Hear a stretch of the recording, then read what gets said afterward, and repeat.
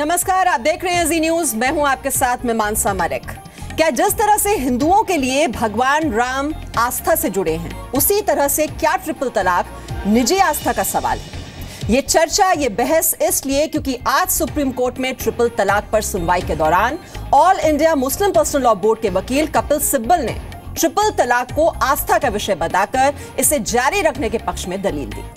सिब्बल ने कहा, जैसे मेरी आस्था भगवान राम में है और मेरा यह मानना है कि राम अयोध्या में पैदा हुए थे, उसी तरह से 3 तलाक की प्रथा 1400 सालों से चली आ रही है। यह आस्था से जुड़ा मामला है, यह गैर इस्लामिक कैसे हो सकता है?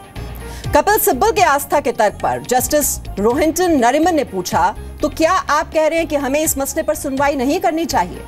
तो इस पर कपिल सिब्बल ने कहा, नहीं, कोर्ट को किसी की निजी आस्था और विश्वास में हस्तक्षेप नहीं करना चाहिए।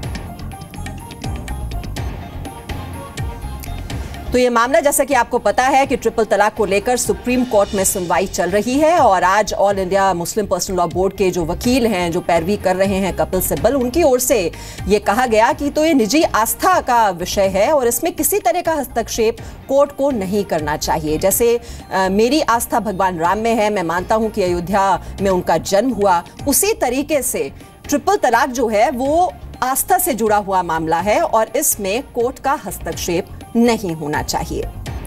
तो हर किसी की जो अपने अपना पक्ष रखा जा रहा है सुप्रीम कोर्ट में, हर किसी की ओर से अपनी अपनी दलीलें दी जा रही हैं। जो सारे पक्ष पहुंचे हुए हैं सुप्रीम कोर्ट में, जैसा कि आप जानते ही हैं कि ट्रिपल तलाक को लेकर यह सुनवाई हो रही है और आज ये दलील दी गई all India Muslim personal law board के वकील कपिल सिब्बल की ओर से कि यह निजी आस्था का सवाल है, इससे किसी तरह की छेड़छाड़ नहीं होनी चाहिए। भगवान राम में जैसे लोग विश्वास रखते हैं, लोगों की आस्था है, उसी तरह से जो ट्रिपल तलाक है यह निजी आस्था से जुड़ा हुआ मामला है।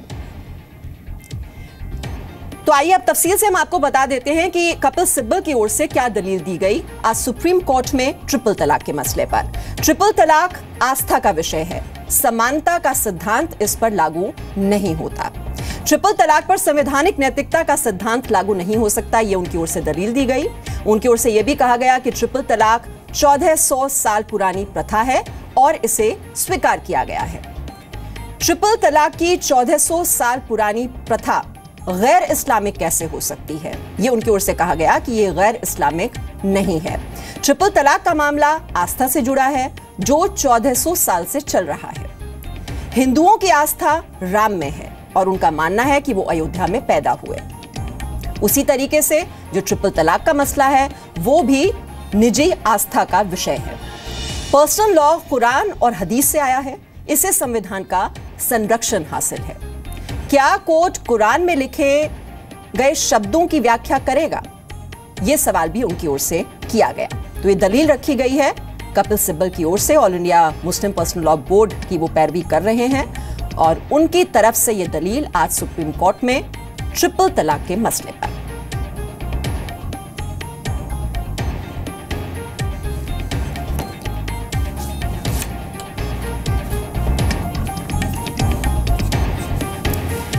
तो सवाल अब यह है कि अगर 1400 सालों से यह आस्था और परंपरा के नाम पर अत्याचार चल रहा है तो क्या हम इसे सहते रहेंगे? क्या 3 तलाक भी भगवान राम की तरह आस्था का सवाल है? तो इसी सवाल पर आज हम बहस करने वाले हैं। बड़ी बहस है और इस बहस में हमारे साथ कई मेहमान जुड़ेंगे और उनका परिचय मैं आपसे करा दूं। हमारे साथ लखनऊ से नाइश हसन, जो कि सामाजिक कार्यकर्ता हैं, वो इस चर्चा में शामिल हैं और दिल्ली से मौलाना अब्दुल रहमान आबिद, मुस्लिम धर्मगुरु, इस चर्चा में हमारे साथ शिरकत करेंगे। और भी कुछ हमारे साथ मेहमान जुड़ेंगे और इस वक्त हमारे साथ ये 2 मेहमान हैं और शुरुआत में कर रही हूं मौलाना आबिद आपसे। भगवान राम की तुलना ट्रिपल तलाक से, क्या ये जायज है?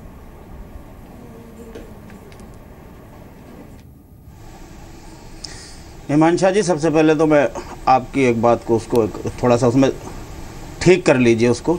मैं अपने आप को धर्म गुरु नहीं कहलाता, मैं अपने आप को अब्दुल रहमान आबिद कहलाता हूँ। इंडियन मुस्लिम राब्ता काउंसिल का सदर कहलाता हूँ या महासचिव था पहले। एक बात, ये बात अल्लाह का करम है, मेरे साथ एहसान है कि अल्लाह ने मुझे कुछ इस्लाम का, दीन का इल्म दिया है। एक दूसरी बात, तीसरी बात मैं कहता हूँ, आपने कपिल सिब्बल के हवाले से जो बात शुरू की थी, मुझे नहीं मालूम कपिल सिब्बल साहब ने क्या सोच के और किसकी एडवाइस पर ये कहा कि अब ये आस्था का मामला है, जैसे हिंदुओं का राम की आस्था का मामला है। मुझे नहीं मालूम कि किस सोच के तहत उन्होंने ये कंपैरिजन किया है कोर्ट में। मैं समझता हूँ कि ये नहीं करने की ज़रूरत है इस मसले में ख़ास तौर से, इसलिए कि शरीयत का ये मसला। और एक बात और मैं कहना चाहता हूँ, आपने अभी अपने बात में कहा रखते हुए कि 1400 साल से ये जुल्म होता आ रहा है। माफ़ कीजिएगा, आप बहैसियत एंकर के आपको ऐसी भाषा नहीं बोलनी चाहिए। आप तो बिल्कुल दोनों पक्ष को सुनकर के एक बात अपनी तरफ से गैर जानिबदार कहिए। ये जुल्म नहीं है। देखिए, आपके देखने का चश्मा है, आप इसको जुल्म के हैसियत से देख सकती है। मैं कहता हूँ कि हाँ, कहीं कहीं जुल्म होता है। मौलाना जी, मौलाना साहब, ये मैं नहीं कह रही हूँ जुल्म हो रहा है, अत्याचार हो रहा है, ये मैं नहीं बोल रही हूँ। ये महिलाएं बोल रही हैं जो सुप्रीम कोर्ट पहुंच रही हैं, और आपका all India Muslim personal law board खुद ये बात कबूल करता है। मैं नहीं बोल रही हूँ। मैडम मीमांसा मैडम, सुनिए। देखिए, इस वक्त आपने बोला था, इस वक्त एंकरिंग करते हुए आपने बोला था कि क्या 1400 साल से ये अत्याचार चला आ रहा है। मैंने इसलिए कही ये बात कि क्लियर हो जाए। दूसरी बात, देखिए, समझने की जरूरत है। मैंने कल भी कहा था, नाई सेशन भी थी उस डिबेट में। अभी की बात है, 4-6 दिन पहले मेरे पास एक फ़ोन आया बदायूं से एक बेटी के बाप का। चूंकि अब से 4 महीने पहले वो मेरे पास आए थे, फिर मुझे अपने घर बुलाया था, अपनी बेटी, अपने बेटे, अपनी बीवी से मिलवाया था। वो रो रहे थे इस बात पर कि हम ये चाहते हैं, हमारी बेटी एक लम्हा नहीं रहना चाहती, वो चाहती है कि 1 मिनट से पहले इसको 3 तलाक दे के किस्सा ख़त्म किया जाए, लेकिन मेरा दामाद नहीं दे रहा है, वो टॉर्चर कर रहा है। हमने ये कोशिशें की, पुलिस में गए, फला में गए। हमने कहा आप दारुल कज़ा में केस कीजिए। उन्होंने दारुल कज़ा में केस किया। दारुल कज़ा ने उसके शौहर को नोटिस किए, वो नहीं आया या उसने उल्टे सीधे जवाबात दिए, तो दारुल कज़ा ने कार्रवाई करके काजी साहब ने विदिन 4 मंथ उसके खिलाफ एक तरफा कार्रवाई करके, वो कार्रवाई जो हुई है वो लड़की के हक में हुई है, उस औरत के हक में हुई है। इसी तरह एक किस्सा मैं आपको यही ओखला का बता देता हूं कि मैं खुद उसमें काउंसलिंग में था। हमने हर मुमकिन कोशिश की, चूंकि 2 जवान बच्चियां थी उस औरत की, वो नहीं चाहती थी 5 मिनट भी अपने शौहर के साथ रहे, जबकि शौहर भी बहुत पढ़ा लिखा है, मॉडर्न एजुकेशन बहुत है। मौलाना साहब, बीवी भी ऐसी एक जगह सर्विस भी करती है। एक मामला बता दिया, चलिए ठीक है, जामिया के प्रोफेसर भी थे। आप वो मामला नहीं देखते जो महिलाएं पहुंच रही हैं सुप्रीम कोर्ट में, ये नौबत आखिरकार क्यों आई? आपने कभी ये सवाल खुद से पूछा है? जी, आप लोग चूंकि अरे सुन लीजिए प्लीज, आप लोग इन चीजों से चूंकि नहीं गुजरते, हम गुजरते हैं, हम देखते हैं, हम दारुल कज़ा के मामलात को देखते हैं, हमें पता है कि कितनी इसकी आवश्यकता है, कितनी इसकी आवश्यकता है। आपको पता नहीं, आप एक तरफा तस्वीर को देख रहे हैं और उसी रुख को जो है आप प्रसारित कर रहे हैं। चलिए, हमारे साथ हैं नाइश हसन है हमारे साथ, वो बताएंगे कितना एक तरफा है। नाइश हसन, ये एक तरफा है कि नहीं है? ला रहे हैं,